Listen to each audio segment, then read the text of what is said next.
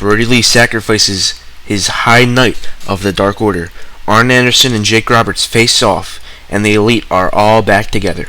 This is Joe from Broforce, and this is your AEW Dynamite review. This is Angel Garza from WWE, and you are watching the Broforce.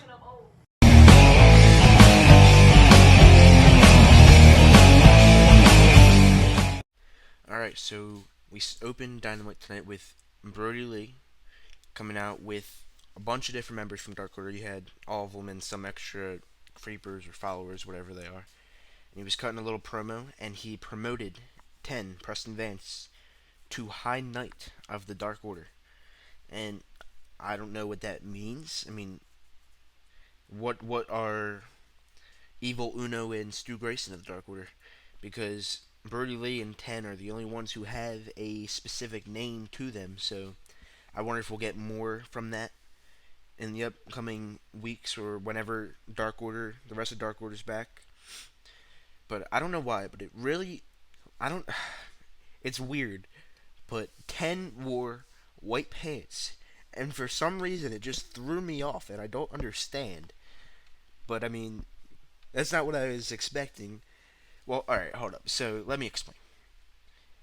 When Dynamite opened, you could see the Butcher and the Blade wearing just white suits and with, like, freaking suspenders and stuff. And then 10 comes out with the white pants, and I'm all confused. I'm like, why is everyone wearing white? So, I don't know. Not many people else wore white. So, I mean, it didn't really make much of, like, a conspiracy for me, I guess. But 10 faced off against Mox, and he got very little offense in, but every move Mox did was to try and encourage Mr. Brody Lee. I'm sorry, I think I forgot to add Mr. earlier on. But every move he was doing, he was trying to encourage Mr. Brody Lee to come out. He was trying to, like, tease him, kind of, to come back and fight him, because he wants his title back. And he doesn't want to play these games, as you'll hear afterwards. But eventually he put 10 away with a paradigm shift and grabbed a chair, two chairs, put it on 10's arm, and had another one. He was going to smash his arm, but he grabbed a mic saying he's not playing these games. He's not going to chase Brody Lee around. He wants him to come, and he has a count of 10 to come fight him, or 10's going to get it, since he seems to be Brody's favorite follower of the Dark Order. But Brody does not, like, come out. He shows up on the Titan instead, saying basically Mox is going to have to wait till Saturday. And he said everyone has to make sacrifices, and Brody Lee leaves. I keep forgetting the Mr. I'm sorry. Mr. Brody Lee leaves, and Mox just sees that as his cue to start attacking 10's arm with the chair. So that's how that went. But I was really looking forward to Mox versus Mr. Brody Lee. It's going to be really fun. It's the one match I wanted for Brody Lee ever since he debuted. That's like my dream scenario. They had some matches in WWE. I think they had. Did they? I'm not sure if they had matches outside of WWE, like in the Indies before.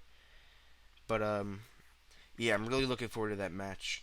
We'll have predictions coming out soon, so you'll hear everything I have to say about that. But all Mox wanted Brody to do is come out and correct all of his mistakes for taking his title and, I guess, messing with the wrong guy. Pretty good opening segment overall. Then after that, we followed up with MJF versus Markers Stunt, and it went as you would expect. It was all focused on how small Marco was, and MJF played the bully, as he is. He was like high school type stuff. Like, MJF is this big, like, senior. Marco Stunt is just this little freshman that nobody likes, I guess. That's like the best example I can make out of that. But Marco Stunt got some pretty decent offense in towards the end of the match. Not so much in the beginning. MJF, I mean, I guess it works when you're wrestling a smaller guy, but the way MJF was just throwing around was really, like, fun, I guess. I don't know if that's the right word, but you get what I'm saying.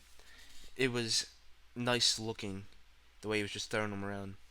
But after getting some offense in, MJF hit him with I guess this is his finisher, a shoulder breaker into the Fujiwara armbar, which is what I was trying to say last week, and I couldn't remember the freaking name of the freaking move. And I'm happy. After I recorded that video, I realized what I was trying to say. Fujiwara armbar.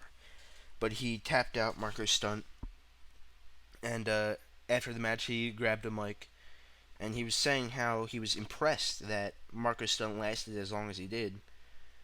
And he went on, and then for some reason he started saying, well, it made sense at the end, but he started saying how nobody's would ever kiss Marco's Stunt, and it I didn't. It wasn't like it wasn't great, I don't think, but I mean, it got him where he was trying to get. And MJF said he was going to give him a different kind of kiss, and he was going to have him kiss the ring, the Diamond Dozen ring. That's basically pointless at this point. I wonder how long he's going to have that. I wonder if he'll end up defending the ring. I thought they were going to do that with him and Cody, but I mean, I wonder if that's just going to be here forever, and it's only going to be with MJF. It's the only person that fits. Like when they were doing the match, he was the only person that could have won. Like you wouldn't expect Hangman Page or Pentagon Jr. to wear that ring, but he really made it work. And I mean, there I go off topic as I always do when we record these. But he hits him with the ring, and then the rest of Jurassic Express comes in, and MJF and Wardlow run away, basically. Not run, they walked slow, basically. So it was a good match, is what you would expect from it. So yeah, it was alright, and it had some build for Jungle Boy versus MJF. So it was good overall. So then we went on to Jake the Snake Roberts versus Arn Anderson. They both get in the ring, and they're both agreed that it was kind of surreal that they were both in the ring together, even though because they've never faced off in a ring or had a match together, even though it would be amazing. But they both sit there bickering. I don't know why I said bickering. It's kind of a old person word to use. No offense to all old people. I'm sorry. But they were trash talking back and forth. Arn says that Cody needs to win this match because he needs to prove that he's a good leader, because he's one of the founders of this company. He needs to prove to himself that he deserves this and he's good, like a good leader. And Jake says eventually, I'm not sure if this was before or after that, I'm pretty sure Jake said that Lance could knock out Mike Tyson. Now, I don't know if that's true, but I mean, hey, I'm all for him trying. I mean, it's not me, so go ahead and try. But Arn says that he hopes DDP Yoga helps him when he hits him with a spine buster, and then they almost started fighting until they got separated. I really hope we either get a DDT on Arn or a spine buster on Jake. Even though they're kind of like up there in age, I think they could handle one, especially a DDT. I think Arn could handle a DDT. I think it'd be pretty cool. So yeah, pretty good segment. Hyped it up a little bit more because Lance and Cody were both not on the show, but they had their respective leaders or managers, trainers speak for them. So yeah, it's pretty good. I'm looking forward to see how this goes. I really hope Cody wins because he's my favorite wrestler right now. But I don't see him winning, honestly, because it's Lance Archer. He's been built up since the day he debuted. So yeah, we'll get into that in the predictions video, as I said. I think that's going to be coming out on Friday. I'm not sure. But yeah, pretty good. And then we came back from commercial for a video package of Pac. And I didn't realize it was Pac at first, honestly. I thought it was another Darby Allin video because he had one before the commercial teasing all the other members of the ladder match. But he was burning a picture of best friends, and he was saying how he's not going to stay at home. He's going to be part of the show, basically. So that feud is still going with best friends and Death Triangle. I can't wait for Pac to be back. He's really, really good, and I think he should be the one to dethrone Mox for the title if Brody Lee, Mr. Brody Lee, doesn't. But this took us into the most highly anticipated match in wrestling history: Orange Cassidy versus Rey Fenix. Orange Cassidy comes out, but he tells the best friends Chuck and Trent to go back. He doesn't need them. He's Orange freaking Cassidy. He can handle himself. But he slowly just starts walking to the ring, and then out comes Rey Fenix flying. He goes to kick him like he did the previous week, but Orange Cassidy just simply steps back and he completely misses, and he just finished doing his entrance. But I could tell Orange Cassidy was not messing around this time because he took his glasses off right away. It's not an Orange Cassidy type thing to do. He just took them right off. He wrestled without them. But it was a very good match. Rey Fenix is really good. Orange Cassidy is really good. But eventually, Kip Sabian came out with a ladder, just sat on top of the ladder and watched. I think it distracted Orange Cassidy and the ref, and Phoenix hit him with a low blow and pinned Orange Cassidy for the win. And then Kazarian and Scorpio Sky came out and pushed Kip Sabian off the ladder, like pushed the ladder up, and he fell into the ring. And then everybody started coming. Every member of the ladder match that's going to happen this Saturday. And Rey Fenix took a really, really nasty bump. He went for some type of flip outside off the ropes, and he basically just did a back bump straight onto the mat. It looked really bad. He didn't get up afterwards. That's the thing. So I hope he's not like seriously hurt. But yeah, there's two injuries, like scares, I guess, that happened in the show. We'll talk about the next one in the next match. But Orange Cassidy ended up standing tall, kind of. He sat on the ladder after Best Friends came out and catapulted him over the rope to fall onto everyone else. And yeah, he stood tall over everyone, except he sat on one of the rungs of the ladder. So I don't know if that's really standing tall, but I mean, you get what I'm saying. And then we moved on to Chris Statlander and Hikaru Shida versus Nyla Rose and Britt Baker.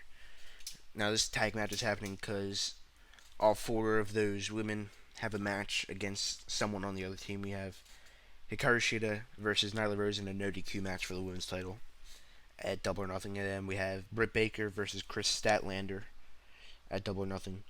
It was a good match. About the injury thing that happened. Actually, no, I'll get to that at the end. But the whole match, Britt Baker didn't want to tag in. Well, not the whole match, but at the beginning she didn't want to tag in because Chris Statlander was in, and she didn't want to fight her at this moment. And throughout, like the picture-in-picture on commercial, she still didn't want to, but eventually Nyla Rose forced her to tag in, and they fought. But that was after Nyla Rose did most of the dirty work on Chris. Now, this is where the injury happened. Chris Statlander and Hikaru Shida hit Nyla Rose with a Death Valley driver with Britt Baker sitting in the corner. And Britt Baker looked out of it from there. It did not look great. She could barely see. I don't know if it was really good selling, but I don't think it was because she ended up going to the doctor afterwards. And she was not in for the rest of the match. It was something with her right knee. But Nyla Rose pinned Hikaru Shida with a Beast Bomb for the win. And Nyla Rose ended up going outside of the ring and getting a table and setting it up, lying Hikaru Shida down on the table. And she got on the top rope, deciding to go for some type of splash, I guess, you would assume. But no, Chris Statlander held it down. And Hikaru Shida got up and hit her with a suplex, and the freaking table like disintegrated. It was really like cool how the table broke for some reason. But yeah, good build for the next women's matches coming up for Double or Nothing. I really hope Britt Baker's okay because I was kind of there's all the matches so far that have been announced I've been looking forward to. So I really hope that match doesn't get canceled because it was going to be a good one. But then we went on to the best segment of Dynamite. It was Shawn Spears news. Yes, he's a newsman now. Kind of like Bad News Barrett, I guess, but I mean, it's Shawn Spears news. But his first bit of breaking news was him saying Dustin Rhodes is retired. Now, at first I was thinking, I don't, I don't know why they would announce it like that on like a little segment of a show. But then obviously you could tell that it's not true. But Shawn Spears was saying it's kind of like bad that he's not booked for Double or Nothing because he was this close, very close to being in the top 5 in the singles division. So he said he's going to have to go into business for himself, and he's going to have to make a challenge for like himself. And he challenged Dustin Rhodes, even though he's retired. I guess it wasn't true. But we went to commentary, and the match got confirmed right away. So there's your new match for Double or Nothing: Shawn Spears versus Dustin Rhodes. I'm actually really looking forward to this because I'm a big fan of Shawn Spears. A lot of people don't like him for some reason. I think he's really good at what he does. He's a really good wrestler. He's a really good character. I might prefer him as a face, at least in WWE. I don't know how he would do it in AEW now, but he's been really good, I think. He had his little down period, but recently I hope he's an eventual TNT champion. But then we went on to the main event, which was Sammy Guevara versus Matt Hardy. This was a really good match. Matt Hardy like brutalized Sammy in the beginning. He was like pushing his skull against the ring post, and Sammy was just screaming. It was pretty back and forth through the match. Sammy had a really nice reversal for the Twist of Fate. I think it was something Ricochet did for Randy Orton's RKO. He did like a handstand. It might have been Mustafa Ali actually. I'm not sure, but he reversed that, and it was really nice. Sammy went for a really nice shooting star press, but Matt Hardy rolled out of the way. This was later on in the match. Matt Hardy rolled out of the way, and Sammy Guevara landed it, but Matt Hardy hit him with another twist of fate that actually connected, but Sammy Guevara kicked out at 2.99999 and a half, I would say. But you could start seeing Matt Hardy, he's broken, Matt Hardy, get more aggressive and more vicious throughout the whole match. He took off Sammy's shoe and bit his foot. I don't think this is the first time Sammy has had his foot bit on Dynamite. I think Darby Allin might have done it. So I mean, that kind of sucks for Darby or Sammy. It is bad luck with that. But it was a really good match. But then after the match, Chris Jericho appeared on the Titantron with the rest of the Inner Circle, and they had Kenny Omega. They were holding him on the field goal post in the Jaguar Stadium, TIAA Bank. And Matt Hardy started running towards wherever they were, because the Daly's place where they're doing the shows is connected to the Jaguar Stadium. And before he could get there, who showed up? The Young Bucks. The Young Bucks, both of them are back. We haven't seen them in forever, really. Especially Nick Jackson. We haven't seen him since the Inner Circle attempted murder, I think you could call it. But yeah, they started attacking, and then Kenny started getting like some shots in, and then Matt finally came, but there was only one member of the Elite missing. It took a while for him to get there. I forget what their bat's name is, but Matt Hardy was getting some hits in with the bat on the Inner Circle, and then all you see is some random man come out of the like tunnel or something. I don't remember where it was, and just start zooming. And of course it was Hangman Adam Page, probably drunk, because I mean, if you're drunk, I mean, That's how you're a winner right there. Apparently, according to Hangman Adam Page. But then we had all of the Elite together. Finally, it's been months since they've been back together, facing off and defeating, in this instance, the Inner Circle. The Inner Circle ended up retreating, and the show ended with the Elite all together, with the except Hangman. After he got done all of his business, he just walked straight to the back. He didn't care. He just got what he had to get done, and he just left, which is quite the recurring incident with Hangman. He always comes out and saves them. I guess that's part of a story, but he does what he has to do and he just leaves. But yeah, that was everything. Ended with the Elite all together again, with the Elite logo on the big screen in the Jaguar Stadium. So yeah, that's basically it. It was a pretty good show for the last show for Double or Nothing. I'll give you guys a quick overview of all the matches we have for Double or Nothing so far.